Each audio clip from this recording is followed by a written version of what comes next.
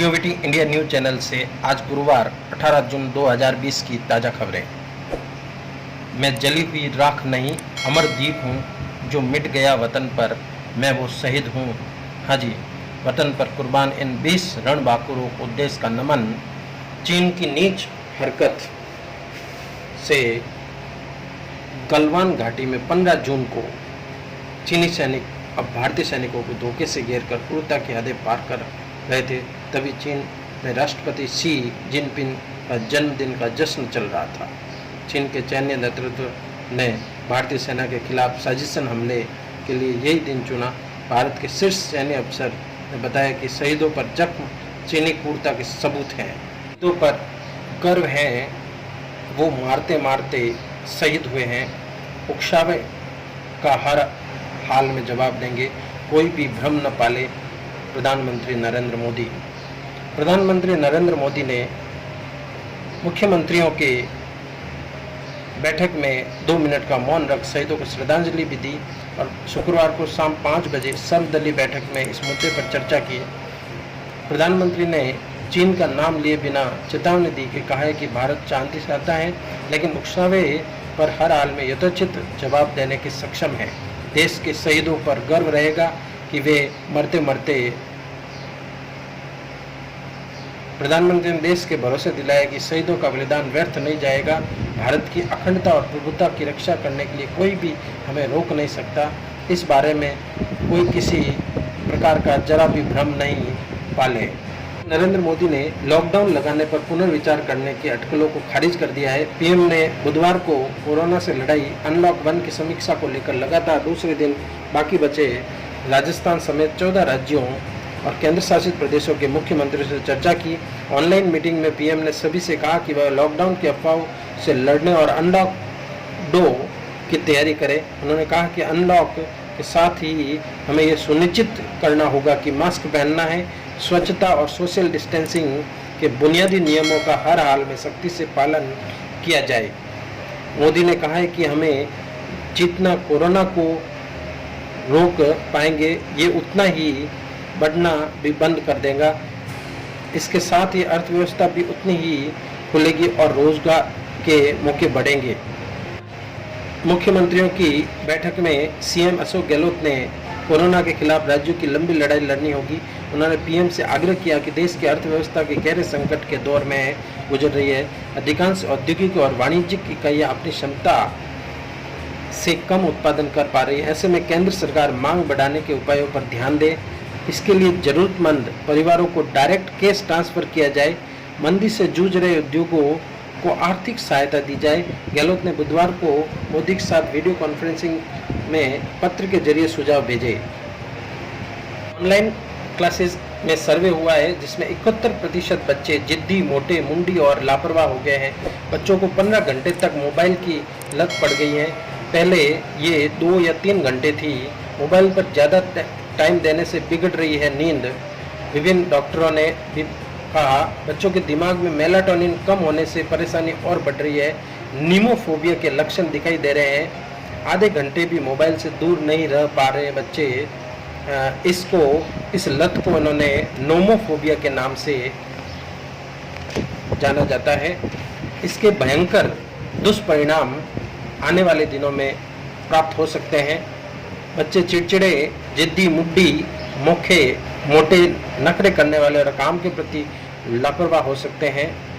CBSE की शेष बची परीक्षाएं रद्द करने पर विचार करें, केंद्र सुप्रीम कोर्ट ने दिया निर्देश। सुप्रीम कोर्ट ने केंद्रीय माध्यमिक शिक्षा बोर्ड से कहा है कि वह 10वीं और 12वीं की बाकी शेष परीक्षाएं रद्द कर आंतरिक मूल्यांकन के आधार पर रिजल्ट जारी करने के बारे में विचार करें। इधर राजस्थान बोर्ड की 12वीं की परीक्षाएं आज से स्थगित कराने के लिए कोर्ट में याचिका की सुनवाई आज होगी। 21 जून को विश्व योग दिवस पर देश को संबोधित करेंगे पीएम मोदी। कोरोना के चलते वे लेह के बजाय दिल्ली से ही वीडियो कॉन्फ्रेंसिंग करेंगे। वे लाइव टीवी पर योग अभ्यास कर सकते हैं। प्रसारण सुबह 7 बजे से 1 घंटे चलेगा। 2015 से 21 जून को विश्व योग दिवस के रूप में मनाया जा रहा है।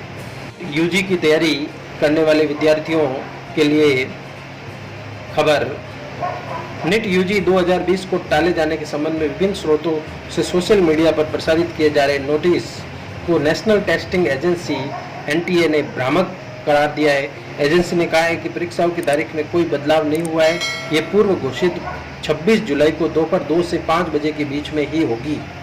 देश में कोरोना संक्रमण के ठीक होने वालों की संख्या लगभग 2 लाख के करीब पहुंच गई है। बुधवार को 8,355 रोगी ठीक होकर घर पहुंचे। अब तक कुल 1,93,000 मरीजों की मौत हो चुकी है। ये कुल संक्रमितों का 54% है। पिछले 24 घंटों में 12,813 नए संक्रमित मिले। इन्हें कुल मिलाकर 3,58,000 संक्रमितों की संख्या हो गई है। प्रदेश में रिकवरी रेट कोरोना संक्रमण की 77%, 10,000 से अधिक ठीक हुए। प्रदेश में बुधवार को कोरोना के 326 नए मरीज मिले और 5वीं मौत हो गई। इसी बीच राहत की खबर यह है कि प्रदेश में कोरोना के कुल 13,542 केसों में से 10,467 ठीक हो चुके हैं, यानी रिकवरी रेट 77.29% हो गई है, जो देश के अन्य राज्यों से सर्वाधिक है। प्रदेश में मानसून 3 दिन में दे सकता है दस्तक। राजस्थान में भी मानसून का इंतजार है। इंदौर से होते हुए झालावाड़ में मानसून का प्रवेश हो गया है। ऐसे में अगले 3 दिन में मानसून कभी भी प्रदेश में प्रवेश कर सकता है। इस समय प्रदेश में पारा उबाल पर है। बुधवार को 10 शहरों का तापमान 41 डिग्री से अधिक दर्ज हुआ, जिसमें सर्वाधिक 47.8 डिग्री बीकानेर। मौसम विभाग के अनुसार बीकानेर, बाड़मेर, जैसलमेर, श्रीनगर, गंगानगर, हनुमानगढ़, चूरू, नागौर में लू की चेतावनी देते हुए रेड अलर्ट जारी किया हुआ है। कोरोना वायरस की वजह से देश की अर्थव्यवस्था को रफ्तार देने के लिए आरबीआई ने ग्राहकों को बैंक की ईएमआई भरने में छूट दी थी। इस पर कई ग्राहकों ने मॉरिटोरियम का लाभ नहीं लिया। सुप्रीम कोर्ट ने बुधवार को फिर से ब्याज माफी मामले में सुनवाई हुई। इस मामले में सुप्रीम कोर्ट ने अगस्त के पहले हफ्ते तक के लिए सुनवाई टाल दी है। सुप्रीम कोर्ट ने ब्याज माफी मामले पर विचार करने के लिए रिजर्व बैंक ऑफ इंडिया और वित्त मंत्रालय को अधिक समय दिया है। सुप्रीम कोर्ट ने केंद्र सरकार और आरबीआई से इस पूरे मामले में रिव्यू करने के लिए कहा। सुप्रीम कोर्ट की बेंच के ये जानना चाहती है कि मॉरिटोरियम पीरियड में ब्याज लगेगा या नहीं। भारतीय रिजर्व बैंक के निदेशक एस गुरुमूर्ति ने कहा है कि केंद्र सरकार कोविड-19 के संकट के बाद सितंबर में अंतिम राहत पैकेज की घोषणा कर सकती है।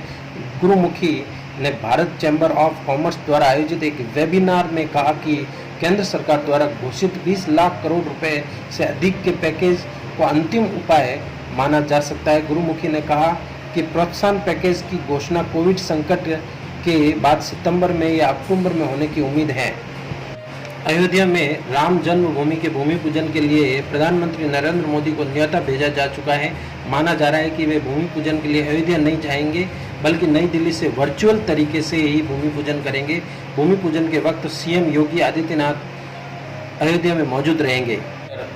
अभिनेता सुशांत सिंह की आत्महत्या के मामले में बिहार के मुजफ्फर के मुख्य न्यायिक कोर्ट में परिवाद दायर किया गया। इसमें अभिनेता सलमान खान, निर्माता निर्देशक करण जौहर, एकता कपूर, आदित्य चोपड़ा व संजय लीला भंसाली जैसी हस्तियों को आरोपी बनाया गया। कोर्ट वकील सुधीर ओझा के परिवाद पर जल्द ही सुनवाई कर सकता है। इसमें अभिनेत्री कंगना रनौत के बयानों को आधार बनाया गया। दिल्ली के कोरोना की चपेट में स्वास्थ्य मंत्री सत्येंद्र जैन भी आ गए हैं। जैन की बुधवार को सामने आई रिपोर्ट में वो पॉजिटिव पाए गए। दरअसल सोमवार को जैन बुखार और सांस की तकलीफ के चलते राजीव गांधी अस्पताल में भर्ती हुए थे। उनका पहला कोरोना टेस्ट नेगेटिव आया था, लेकिन बुखार बिगड़ने के बाद दूसरा कोरोना टेस्ट पॉजिटिव आया है।